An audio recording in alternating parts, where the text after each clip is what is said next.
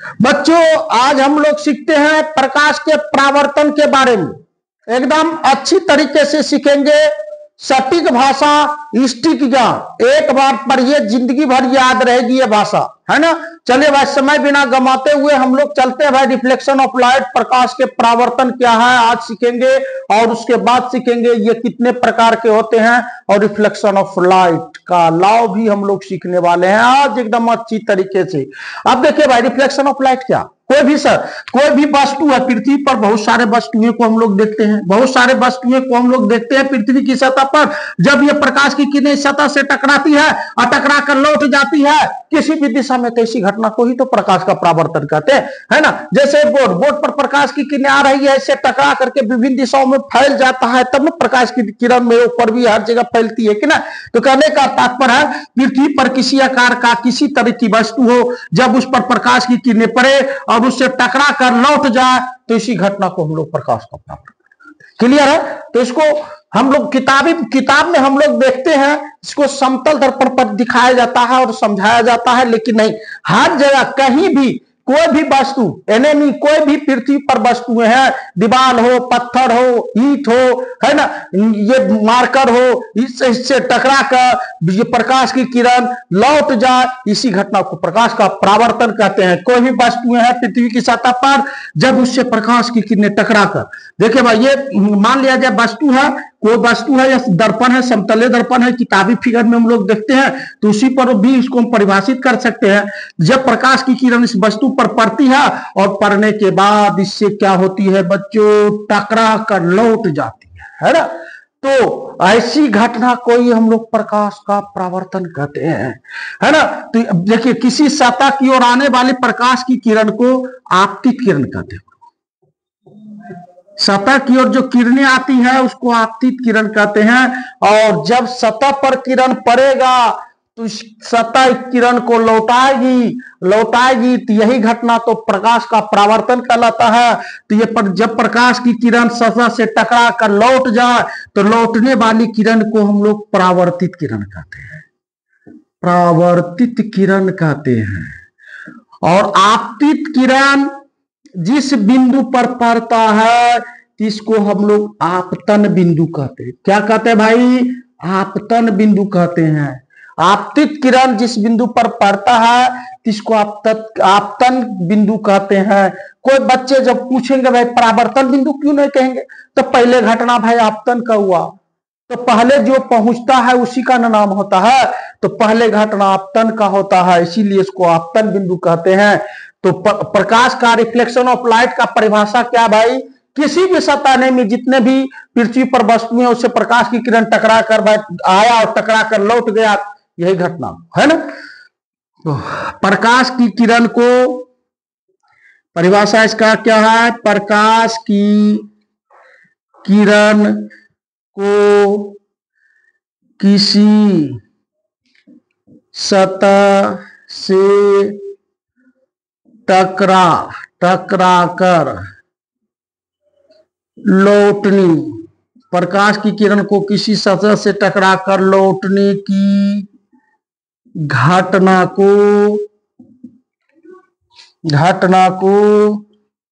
क्या कहते हैं बच्चों? प्रकाश का परावर्तन कहते हैं। परावर्तन कहते हैं। क्लियर है बच्चों? प्रकाश की किरण को किसी भी सतह से टकरा कर लौटने की घटना को प्रकाश का परावर्तन कहते हैं। जो किरणें सतह की ओर आती है उसको आपतित किरण, जिस किरण को सतह लौटाती है उसको परावर्तित किरण, है ना। कोई दिक्कत है इसमें? अब यह समझना है कि परावर्तन होता है कितने प्रकार का। तो परावर्तन 2 प्रकार के होता है। चलिए भाई,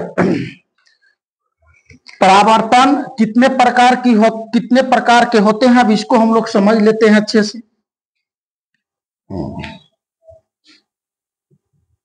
तो प्रकाश के परावर्तन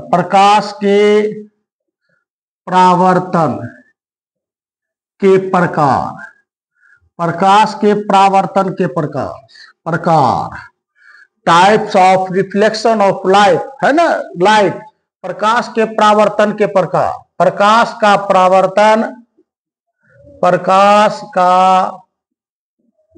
परावर्तन दो प्रकार के होता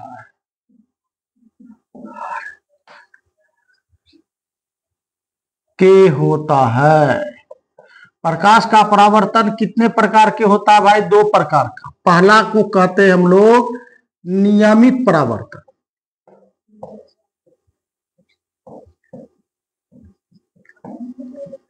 नियमित परावर्तन सिर्फ दर्पण की सतह करता है।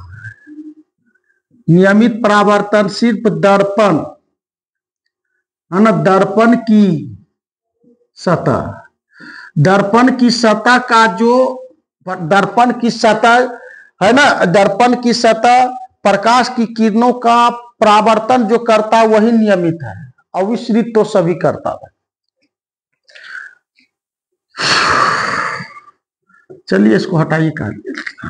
पहला परावर्तन नियमित होता है और दूसरा परावर्तन को कहते हैं अनियमित या विसरित परावर्तन। परावर्तन दो प्रकार के होते हैं, नियमित और विसरित। ये हल्का चैप्टर है, इसीलिए स्टूडेंट को पढ़ने में आसानी लगती है। पहला नियमित, दूसरा वो नियमित या विसरित परावर्तन भी कहते हैं। नियमित परावर्तन हम लोग कहते किसको है? एकदम देखना और प्रयोग के तहत ही देख करके हम लोग इसको परिभाषित करते जाएंगे, तभी याद रहेगी। नियमित परावर्तन हम बताएं, नियमित परावर्तन सिर्फ दर्पण की सतह करता है, अन्य वस्तु की सतह विसरित परावर्तन करता है। नियमित परावर्तन का अर्थ होता है जब प्रकाश की किरण किसी सतह पर समांतर आपतित होता है। देखिए भाई, समांतर, जब प्रकाश की किरण किसी सतह पर समांतर आपतित होता है और परावर्तन के बाद ये समांतर आ जाती है। समांतर सब आपतित हुआ और परावर्तन के बाद भी सभी प्रकाश की किरणें एक दूसरे के समांतर आ जाती है, तो ऐसे परावर्तन को हम लोग नियमित परावर्तन कहते हैं। नियमित परावर्तन कब कहलाएगा? जब प्रकाश की किरण किसी सतह पर समांतर आपतित हो। देख रहे हैं, सभी प्रकाश की किरणें सतह पर समांतर आपतित हुआ और परावर्तन के बाद भी सभी प्रकाश की किरणें समांतर आ जाती है, तो ऐसे परावर्तन को नियमित परावर्तन कहते हैं। और नियमित परावर्तन के कारण किसी वस्तु पर क्या होता भाई? नियमित परावर्तन के कारण, नियमित परावर्तन जिस वस्तु के सतह पर होगा उस वस्तु की सतह पर निश्चित किसी न किसी वस्तु का प्रतिबिंब बनेगा। तो नियमित परावर्तन हम किसको कहे? यही लिखते हैं भाई, दूसरा उधर बता देंगे। नियमित परावर्तन जब प्रकाश की किरण किसी सतह पर, जब प्रकाश की किरण किसी सतह पर है ना समांतर आपतित होता है, समांतर डाले, समांतर आपतित होता है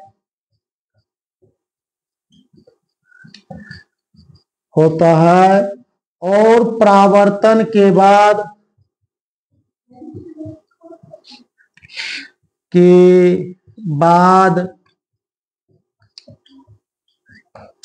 समांतर रह जाती है,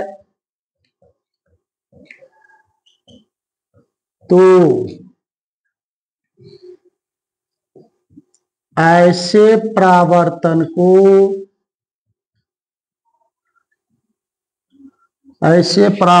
को नियमित परावर्तन कहते हैं।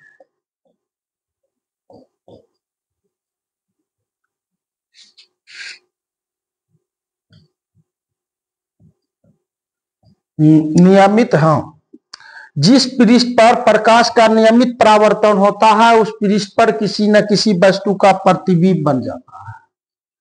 जिस पृष्ठ पर नियमित परावर्तन होता है उस पृष्ठ पर किसी न किसी वस्तु का प्रतिबिंब बन जाता है। क्लियर है। अब हम लोग दूसरा सीखते हैं भाई। पहला नियमित है, दूसरा परावर्तन होता है वो नियमित है। वो नियमित, या इसको दूसरे नाम से जानते हैं हम लोग विसरित परावर्तन। नियमित और विसरित परावर्तन, नियमित या विसरित परावर्तन कहते हैं। देखिए, जब प्रकाश की किरण सतह पर समांतर आपतित हो, जब प्रकाश की किरण सतह पर समांतर आपतित हो, लेकिन परावर्तन के बाद ये समांतर नहीं रहता, परावर्तन के बाद ये समांतर नहीं रहता है ना, परावर्तन के बाद ये समांतर नहीं रहता है, तो ऐसे परावर्तन, पहले सभी प्रकाश की किरण सतह पर हमने समांतर डाले, सभी प्रकाश की किरण एक दूसरे के समांतर डाले, लेकिन परावर्तन के बाद ये समांतर नहीं रह पाता है, तो ऐसे परावर्तन को विसरित या अनियमित परावर्तन कहते हैं। और वो नियमित परावर्तन के कारण हम किसी वस्तु के पृष्ठ को देख पाते हैं। नियमित परावर्तन के कारण हम नहीं देख पाएंगे। क्यों? जितना डालेंगे सब रिटर्न करेगा, तो सब रिटर्न करेगा तो हमारी आंख उसको सह नहीं सकेगी। समझ रहे क्या कर रहे हैं? और विसरित परावर्तन के कारण ही हम किसी वस्तु के सतह को देख पाते हैं। तो नियमित परावर्तन या विसरित परावर्तन किसको कहेंगे? जब प्रकाश की किरण किसी सतह पर समांतर आपतित होता है और परावर्तन के बाद समांतर नहीं रह पाती है, तो ऐसे परावर्तन को अनियमित या विसरित परावर्तन कहते हैं। जब प्रकाश की किरण किसी सतह पर समांतर आपतित होता है, समांतर आपतित होता है और परावर्तन के बाद समांतर नहीं रह पाती है, तो ऐसे परावर्तन को विसरित या अनियमित परावर्तन कहते हैं। अनियमित परावर्तन कहते हैं। और अनियमित परावर्तन के कारण ही हम किसी वस्तु के पृष्ठ को देख पाते हैं। अनियमित परावर्तन के कारण, अनियमित परावर्तन के कारण हम किसी वस्तु के पृष्ठ को देख पाते हैं। क्लियर है बच्चों? चलिए अब आगे हम लोग सीखते हैं।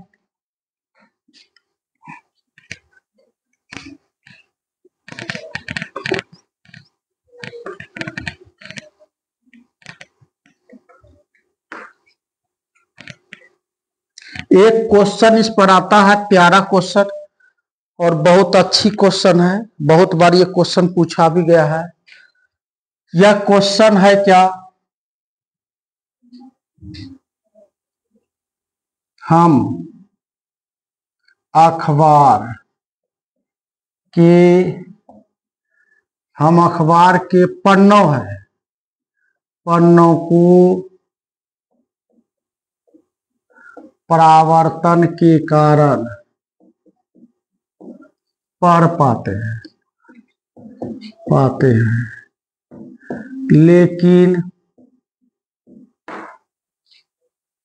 लेकिन परावर्तन के कारण प्रतिबिंब भी बनता है। तो हम अखबार के पन्नों पर अपना प्रतिबिंब क्यों नहीं देख पाते हैं?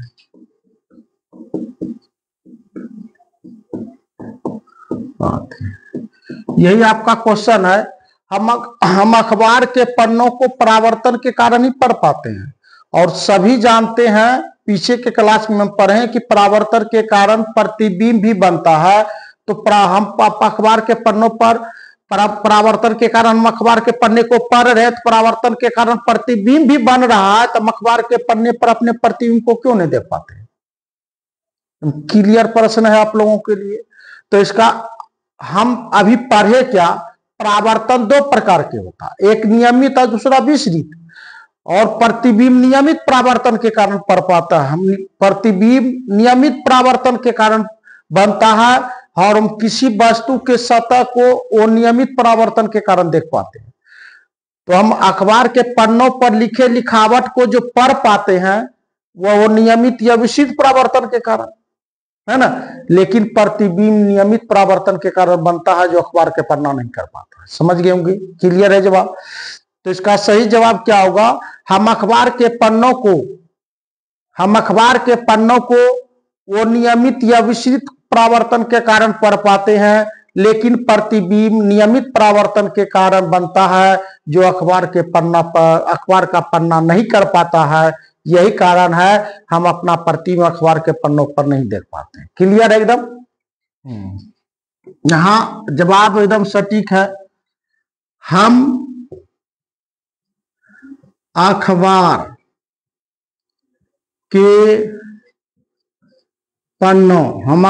के पन्नों को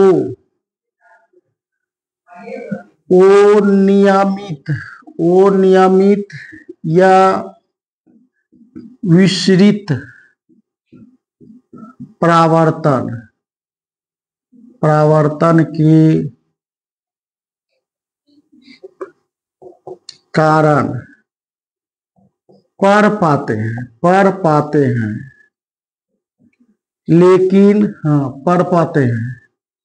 लेकिन प्रतिबिंब नियमित परावर्तन के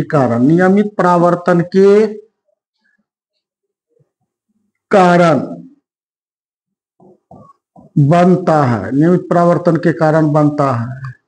यही कारण है कि हम अखबार के पन्नों पर अपना प्रतिबिंब नहीं देख पाते।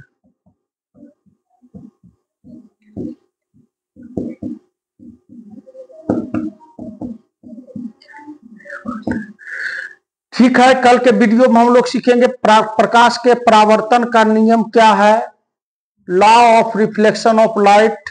कल हम लोग सीखेंगे। आज का वीडियो यहीं तक बनाते हैं, छोटा छोटा वीडियो बनाएंगे, तब आप लोग भी देखिएगा।